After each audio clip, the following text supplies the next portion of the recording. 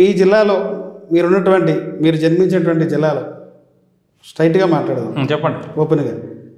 మీరు జన్మించినటువంటి జిల్లాలో, కృష్ణా జిల్లాలో ఆనాటి ముఖ్యమంత్రి రాజశేఖర రెడ్డి గారు పోర్టుకు సంబంధించి శంకుస్థాపన చేశారు. ఆయన కాలం చేశారు. తర్వాత పార్టీలు మారినాయి, తర్వాత పార్టీల అధికారంలోకి వచ్చింది. ఇదే కాంగ్రెస్ పార్టీ పోర్టు గురించి చెప్పని ఉద్యమం చేశారా? బందర్ పోర్టు గురించి చేసాం. మేము కూడా కలెక్టర్ ఆఫీస్ దగ్గర ధర్నాలు చేయకపోవటం ఏంటి? ఖచ్చితంగా చేసాం. మాకు వాళ్ళు మాతో ఉన్నప్పుడు పేరు నాని మేము అందరం కలిసి చేసాము. తర్వాత కూడా విడిపోయినా కూడా చేసాం. 2014 ఇప్పుడు కనీసం దాని మీద కాంగ్రెస్ పార్టీ ఎక్కడ కూడా బందర్ ఎక్కడ కూడా పోరాట పట్టిన ఎక్కడ ఖచ్చితంగా చేసాం. మా స్ట్రైక్ తక్కువ కాబట్టి 19 లేదు 24 ఇప్పుడు కూడా కనీసం అది మీరు చెప్పేది కరెక్ట్ కాదు. ఖచ్చితంగా మేము పోర్టు గురించి బందర్లో చేసాం, ధర్నాలు చేసాం, మెమరాండాలు ఇచ్చాం కలెక్టర్కి. మా స్టేక్ దాంట్లో ఖచ్చితంగా ఉంది, దాంట్లో డౌట్ లేదు. ప్రస్తావన చేశాం. నేను జిల్లా ప్రెసిడెంట్ ఉండగా కూడా చేసాం. కాంగ్రెస్ పార్టీ పరిస్థితి ఎలా ఉంటుంది? ఆంధ్రప్రదేశ్లో ఏమన్నా బతికి బట్టగడద్దా? ఉన్న ఓటర్ల సంఖ్య ఇంకేమైనా సంఖ్య పెరుగుద్దా? ఓటర్ శాతం పెరుగుతుంది. ఇప్పుడు మీరు ఒకటి గమనించాలి, ఆ ప్రశ్న అడిగే ముందు మీరు 50 సంవత్సరాలు ఈ దేశంలో 2 పార్లమెంటు సీట్లకు పరిమితమైనటువంటి భారతీయ జనతా పార్టీ ఏ విధంగా అధికారంలోకి వచ్చిందో, ఢిల్లీలో 540 సీట్లు ఉన్న పార్లమెంట్లో కాంగ్రెస్ పార్టీ రాకూడదని ఎక్కడుందండి? ఖచ్చితంగా వస్తుంది. జగన్మోహన్ రెడ్డి భవిష్యత్తు మీద కాంగ్రెస్ పార్టీ భవిష్యత్తు ఆధారపడి ఉంది. జగన్మోహన్ రెడ్డి భవిష్యత్తు లేకుండా ఉంటే కాంగ్రెస్ పార్టీకి భవిష్యత్తు ఉంటుంది. అంటే మీరైనా ఎలా ఉందంటే పక్కింటి పోడైతే అట్లా కాదు. రాజకీయాలు అనేది అన్ని పార్టీలు ఉండాలి, తీసుకోవాలి. స్పోర్టివ్గానే నేను చెప్పేది. మా క్యాడర్ అంతా అక్కడ ఉంది కాబట్టి చెప్తున్నా. మా క్యాడర్ని అతను కిడ్నాప్ చేశాడు.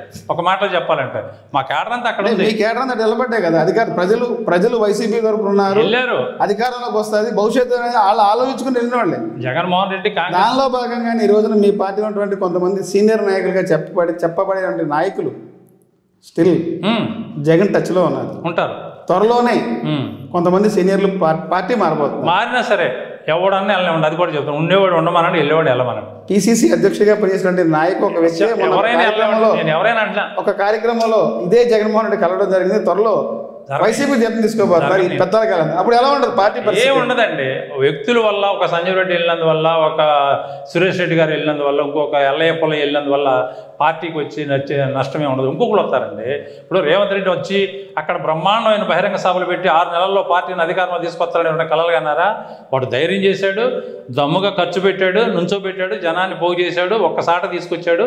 ముఖ్యంగా నాయకులందరినీ రాహుల్ నాయకత్వంలో ఒక్క స్టేజ్ మీద తీసుకొచ్చాడు, కొట్టాడు కాదు. అలాగే షర్మిల వచ్చింది, ఖచ్చితంగా వయసులో ఉంది, ఖచ్చితంగా చేస్తుంది, డిఫరెంట్ చేయగలుగుతుంది. సీనియర్లో కొంతమంది ఇదే శర్మారెడ్డిని మార్చాలి, వేరే పర్సన్ పిసిసి వాళ్ళకి డిమాండ్ చేస్తారు. అది జరగని పని, అది పిచ్చి డిమాండ్, పిచ్చి మాటలు అవన్నీ. శర్మారెడ్డిని అంటే ఇప్పటికే కొంతమంది నాయకులుగా పరిగణించేవారు, కొంతమంది వాళ్ళు అనుకుంటున్నారు నాయకులని. హైకమాండ్ కంప్లైంట్ చేసుకోనండి, ఎవడేం చేయొచ్చు కంప్లైంట్, చెత్తపుట్లో పడేస్తారు తప్ప వాటి వల్ల వచ్చేది ఏముండదు. పరిగణన తీసుకుని ఏ నాయకుడైనా మీరు వెళ్ళినా నేను వెళ్ళినా టీ ఇస్తారు, కాఫీ ఇస్తారు, అంతవరకే తప్ప శర్మిలారెడ్డిని మార్చే పరిస్థితికి వస్తారని నేను అనుకోను. జరగదు, అంటే మార్చే ఉద్దేశం అది ఎట్టి పరిస్థితులు జరగదు. ఆమె సీఎం అయ్యే వరకు ఆవిడే ఉంటుంది. సీఎం భవిష్యత్ కాంగ్రెస్ పార్టీ అవుతుంది. శర్మిలారెడ్డి రికార్డ్ అవుతుంది మీరు మాట్లాడేది. అవునవండి, ఖచ్చితంగా. నేను రాసి పెట్టుకోండి మీరు, రేపు అవుతుందో. రాజశేఖర రెడ్డి గారు కూడా నాతో ఈ మాట అన్నాడు ఒకప్పుడు.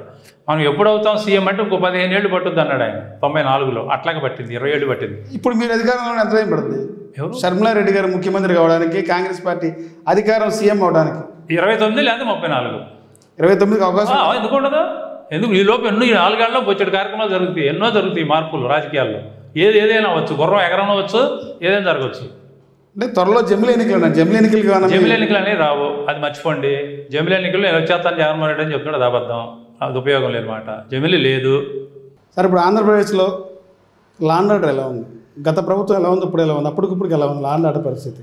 పక్క వైసీపీ ఏమో మహిళల మీద దాడులు అఘాయిత్యాలు పెరిగిపోయినాయి అంటున్నారు, మీడియాలో కూడా వస్తున్నాయి. ఎలా ఉందంటారు గతానికి ఇప్పుడు చూస్తే లాండ్ ఆర్డర్? గతంతో పోల్చుకుంటే కొంచెం కంట్రోల్ చేయడానికి ప్రయత్నం చేస్తున్నారు, బెటర్ అనే చెప్పాలి. ఉన్న విషయాన్ని మనం మరీ ఎగ్జాగ్రేషన్ చేయాల్సిన అవసరం మనకు లేదు. కానీ ప్రభుత్వానికి పొట్టయితే రాలా, ఇంకా గ్రిప్పు ఇంకా 100% చంద్రబాబుకి గ్రిప్ వచ్చినట్టుగా కనపడతల శాఖల మీద కనపడతలా. 2 ఎద్దుల బండి ప్రయాణం లాగా డిప్యూటీ సీఎం ప్రతిదాంట్లో ఏలు పెడతాం, ఇది కొంచెం జనంలో కూడా, పార్టీ కేడర్లో కూడా కొంచెం నైరాశ్యానికి దారితీస్తూ ఉంది. డిప్యూటీ సీఎం అంటే అదనంగా ఏమి ఉండదు, పేరులో ఉన్న డిప్యూటీ సీఎం అనేది ఉంటుంది తప్ప ఒక మంత్రి క్యాడర్ ఆయనది కూడా.